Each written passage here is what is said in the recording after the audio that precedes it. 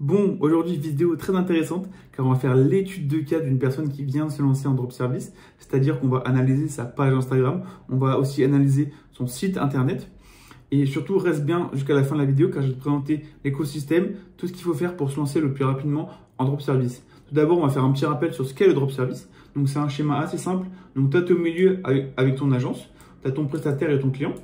Le prestataire, il a une demande particulière. Derrière toi, tu arrives avec une offre qui est totalement personnalisée. Tu vas l'aider à rédiger cette offre. Et derrière, tu vas envoyer toutes ces informations à ton prestataire qui, lui, a les compétences. C'est-à-dire que c'est lui qui réalise la partie technique.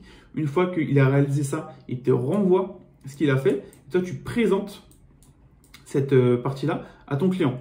Donc, c'est simple, efficace, c'est incroyable quand tu débutes. Car tu n'as pas besoin de connaissances, de compétences que tu pourras monétiser, car c'est ton prestataire qui réalise toute la partie technique. Ok, donc maintenant on va passer à l'analyse du compte Instagram de la personne qui vient de se lancer en drop service. Donc on peut voir déjà que c'est un compte Instagram professionnel, parce qu'il y a le petit truc en gris où il y a marqué création digitale, mais on peut rajouter un peu ce qu'on veut dedans. Donc derrière, il a une bio assez simple avec ce qu'il fait, donc création et optimisation de site web, booster votre présence en ligne, et il met le lien de son site internet, donc c'est très bien. Donc derrière, il a uniquement des carousels avec des titres, ma foi, qui sont plutôt bien faits, qui sont plutôt aguicheurs, qui donnent envie de lire le carrousel en entier, avec une bonne typo. C'est assez homogène dans les couleurs, c'est toujours les mêmes, donc c'est très important d'avoir ce système-là. Alors, ce qu'il pourrait rajouter, c'est des réels. Alors, soit en facecam, soit avec une voix off. C'est-à-dire qu'il pourrait reprendre le thème d'un de ces carousels. Par exemple, si tu es entrepreneur, regarde ça, et le faire en réel, avec des images de fond, avec lui qui parle devant une caméra, c'est possible. Donc c'est très intéressant de rajouter des réels. Sinon, les carousels, c'est très bien pour expliquer simplement à ton audience ce que tu proposes, mais les réels, ça t'amènera encore plus d'audience, parce que beaucoup de monde regarde des réels sur Instagram. Donc maintenant, son site internet. Donc la page d'accueil, d'accord, avec 4 onglets, donc accueil, service, avis, contact, et le petit CTA, très important, contactez-nous. Donc propulsez votre présence en ligne au niveau supérieur, avec un texte assez court, c'est bien, parce qu'il ne faut pas que ce soit trop long. Une illustration sur le côté, ok, ça rend plutôt bien. Un fond noir et blanc, c'est assez simple, mais c'est très efficace. Donc derrière, on passe à la découverte de son agence, avec 3 paragraphes assez courts qui permettent de découvrir ce qu'il propose, avec toujours le thème de l'illustration.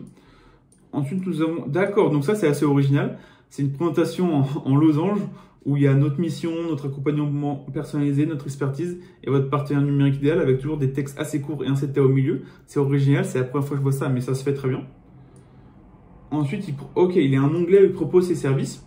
Donc, ça sera la création de site web, l'identité visuelle et l'optimisation et le suivi. Avec toujours 3 petites phrases qui sont très simples, très basiques, mais très efficaces. Et toujours le fameux thème des illustrations. Alors, les illustrations, vous pouvez en mettre, bien sûr. Vous pouvez mettre aussi des images si vous préférez. Mais restez homogène. Si vous choisissez des illustrations, restez sur ça. Si vous choisissez des images, restez sur les images. Voilà, que ce soit à peu près homogène. Donc après, notre processus d'accompagnement. D'accord, ça c'est très intéressant à mettre. Où il montre les étapes une par une, ce qu'il va faire avec vous, votre accompagnement jusqu'à la délivrabilité du produit. Donc ça, c'est très bien. J'aime beaucoup cette étape-là. Et ensuite, du coup, les avis. Donc il a quand même eu déjà des avis de clients. Voilà, ce qu'il pourrait rajouter, par exemple, c'est en demandant à ces clients-là de mettre dans son site ces 2 sites qu'il a créés, enfin qu'il a fait faire par un prestataire, mais qu'il a délivré. Et comme ça, il pourrait se créer un portfolio dans un onglet. Et du coup, montrer à ses clients, à ses futurs clients ce qu'ils proposent et comment ils travaillent. Ça peut être intéressant de le faire, de rajouter un portfolio. Et donc, la page de bas avec le lien vers son compte Instagram, la partie contact. Alors, ce qu'il faudrait qu'ils mettent, c'est tout ce qui est CGV, donc les conditions générales de vente, les mentions légales et la politique de confidentialité. Parce que ça, c'est obligatoire de le mettre pour être en accord avec la loi, tout simplement. Et ensuite, dans l'onglet contact, quand on clique dessus, d'accord, donc on est redirigé vers une page Calendly où on pourra avoir un appel de 30 minutes. Donc, ça, c'est plutôt bien fait. Donc ça, c'était du coup l'écosystème de la personne qui vient de se lancer avec son compte Instagram et son site internet. On a vu tout ce qu'il a mis en place, tout ce qui est bien, tout ce qui peut être amélioré. Donc c'est bien pour une personne qui débute. Maintenant, il faut le développer tout simplement. Ok, avant de te présenter l'écosystème du drop service, je voulais juste te dire que j'ai rouvert des places de coaching one-to-one. Donc c'est un coaching qui est totalement offert, dans lequel moi je vais t'apporter de nombreux conseils. Je pourrai aussi répondre à tes différentes questions sur le drop service et te donner mon feedback sur comment j'ai créé mon agence. vais aussi te donner mon expertise sur mes anciens coachings avec mes anciens élèves. Et surtout, on va mettre en place ensemble un plan d'action personnalisé pour que tu te lances le plus rapidement et le plus efficacement dans ton agence de drop service. Donc, n'hésite pas à réserver ton appel. C'est le premier lien en description. Voilà, c'est totalement offert. Tu vas sortir de là avec un maximum de connaissances. Donc, c'est juste incroyable. Donc, maintenant, on va passer à l'écosystème d'une agence de drop service. Donc, tout d'abord, le business model, du coup, c'est le drop service, comme on vient de dire. On vient de le résumer au début de vidéo. Donc, c'est un système qui nécessite très peu d'investissement au début. Tu as uniquement des coûts d'agence. Derrière, tu as zéro compétence, vu que la partie technique est réalisée par un prestataire. Tu as uniquement le lien entre ton client et ton prestataire. Tu as une liberté et géographique et temporelle, car tu peux faire ça d'où tu veux et quand tu veux. Et enfin, les marges sont importantes, car on fait des prestations à étiquette, c'est-à-dire généralement à plus de 1 000 €.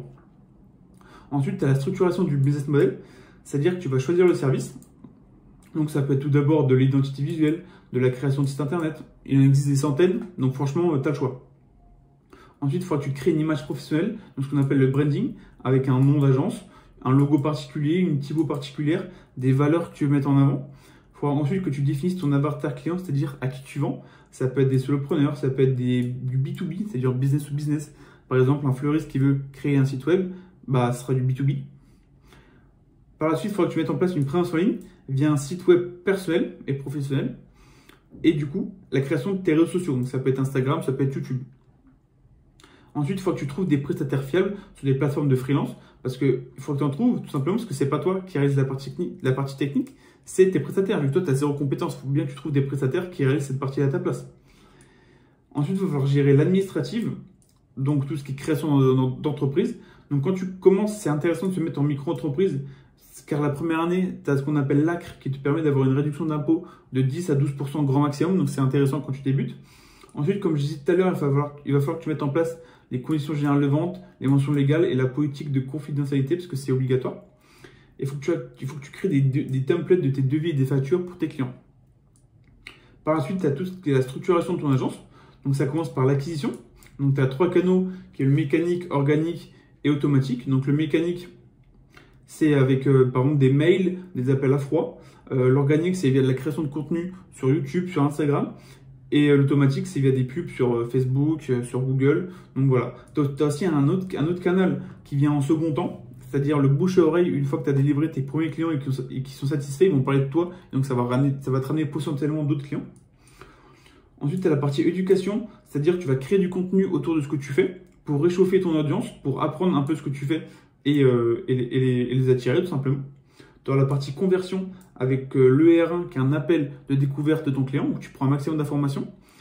L'ER2 où tu vas du coup faire un appel de vente. Voilà. Et enfin, tu as la partie délivrabilité via un R3 où tu vas présenter la prestation à ton client. Et là, tu as la partie analyse, c'est-à-dire que tu vas reprendre toutes ces étapes. Tu vas voir ce qui te prend le plus de temps, les différents goulots d'étranglement et les optimiser pour t'améliorer ton agence. Donc, une fois que cette partie-là est faite, tu vas du coup lancer ton agence et une fois que tu auras tes premiers clients, tu pourras du coup la scaler, donc la développer. C'est-à-dire que tu pourras faire du recrutement en interne pour te déléguer de certaines tâches, comme les appels, comme la création de contenu. Et donc tout ça, c'est ce qu'on appelle l'optimisation. Tu vas reprendre toutes ces étapes qu'on vient de voir et optimiser un maximum pour te dégager du temps et augmenter de l'argent, augmenter ton chiffre d'affaires un maximum. Donc ça, c'était toutes les étapes à mettre en place, tout l'écosystème du business model de drop service. Donc voilà, c'est très intéressant à mettre en place. Moi, personnellement, c'est ce que j'ai fait pour lancer mon agence, parce que je te rappelle que j'ai une agence de drop service à côté de mon taf de consultant. Donc voilà, n'hésite pas à réserver un appel pour qu'on puisse parler du drop service en profondeur, que je t'apporte du coup mes conseils, mon expertise et qu'on mette en place un plan d'action personnalisé. C'est totalement offert. Voilà, tu vas gagner un maximum de valeur, un maximum de connaissances. Donc n'hésite pas, c'est le premier lien en description. Moi, je te retrouve de l'autre côté et à bientôt. C'était tout pour moi. Ciao.